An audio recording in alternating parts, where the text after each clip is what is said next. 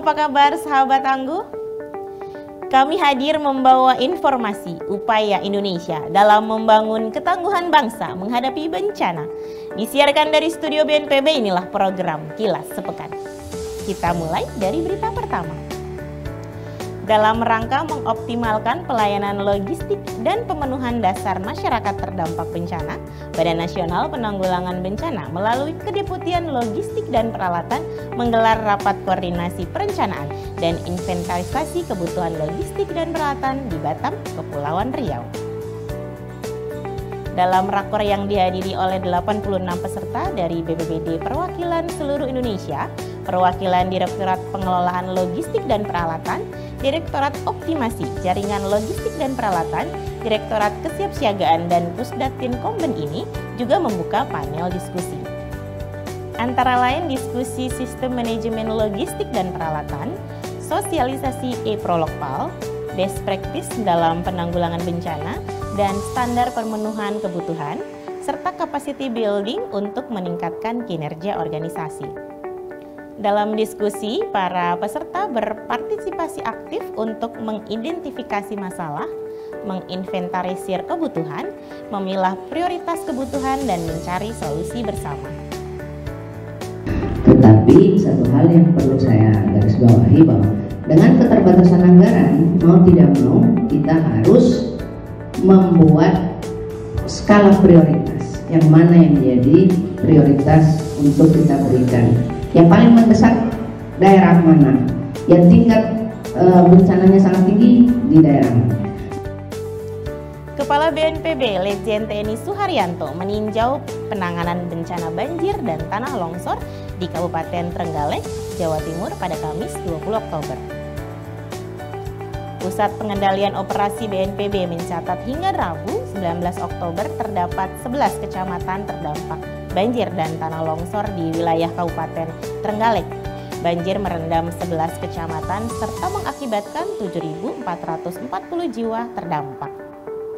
Kepala BNPB dan rombongan tiba di Surabaya pada Rabu malam dan melanjutkan perjalanan menuju Kabupaten Trenggalek Kamis pagi guna melakukan koordinasi penanganan banjir dengan pemangku kebijakan setempat dan meninjau langsung daerah yang masih terdampak banjir. Suharyanto juga memberikan bantuan tanggap darurat berupa dana siap pakai 250 juta rupiah dan logistik senilai 100 juta rupiah serta 1 unit perahu karet. Jadi saya diutus Bapak Presiden Joko Widodo datang langsung ke Trenggalek dalam rangka melihat secara langsung dan yakinlah bahwa dari pusat kami akan membantu sepenuhnya. Ini masa tanggap darurat ini berlangsung kata Pak Bupati 2 minggu. Nah 2 minggu ini tadi sudah disampaikan BNPB juga memberikan bantuan dana. BNPB menerima kunjungan dari berbagai institusi pendidikan untuk meningkatkan pengalaman dan pengetahuan tentang penanggulangan bencana di Gedung Geraha BNPB. Pada Selasa 18 Oktober, BNPB menerima 9 mahasiswa Fakultas Kedokteran Penerbangan Universitas Indonesia yang melakukan kunjungan lapangan pada mata ajar manajemen bencana.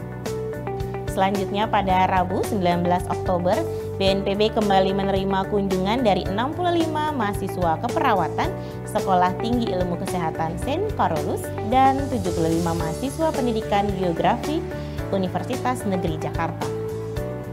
Para peserta mendapatkan materi mengenai penanggulangan bencana dari berbagai pemateri di BNPB. Peserta juga dapat belajar langsung dengan mengunjungi ruang pusat pengendalian operasi dan diorama edukasi kebencanaan di lantai 11 dan 12 Geraha BNPB. Ketua Satuan Tugas Penanganan Penyakit Mulut dan Kuku, Letnan Jenderal TNI Suharyanto, memimpin rapat koordinasi monitoring dan evaluasi penanganan PMK di Provinsi Jawa Barat, Jumat 21 Oktober.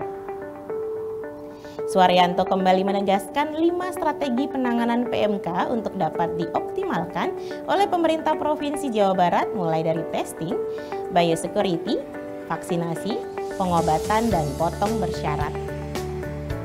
Suharyanto turut mengapresiasi upaya Pemprov Jawa Barat yang sebelumnya berada di peringkat 3 kasus tertinggi menjadi peringkat ke-7 sehingga pengendalian PMK telah berjalan dengan baik. Kemudian Suharyanto turut menegaskan kembali upaya percepatan vaksinasi untuk mencegah terjadinya peningkatan kasus PMK. Sekarang Jawa Barat sudah posisi ke-7, ada 1.932 ekor lagi yang masih kasus positif. Tetapi yang harus didorong adalah vaksinasinya. Vaksinasinya baru hampir 2% dari jumlah populasi. Tetapi setelah dilaksanakan rapat koordinasi baru ketahuan ternyata memang populasi hewan ternak di Jawa Barat ini sekitar 12 juta ini titik beratnya itu di sapi dan domba. Ulangi, domba dan kambing. Nah, selama ini mereka menganggap domba kambing ini tidak divaksin karena memang aturannya vaksin ini hanya untuk sapi dan kerbau. Tetapi karena di Jawa Barat ini yang terbanyak hewan ternaknya adalah kambing dan domba, makanya tadi kita sepakat domba dan kambing pun divaksinasi, dan kita kasih target dalam 1 bulan ke depan Jawa Barat bisa meningkatkan jumlah vaksinasinya sehingga tidak tertinggal daerah-daerah lain. Jumlah tim vaksinatornya perlu ditambah. Nah, nanti sudah disepakati akan ditambah jumlah timnya melibatkan TNI, Polri, dan unsur dari perguruan tinggi.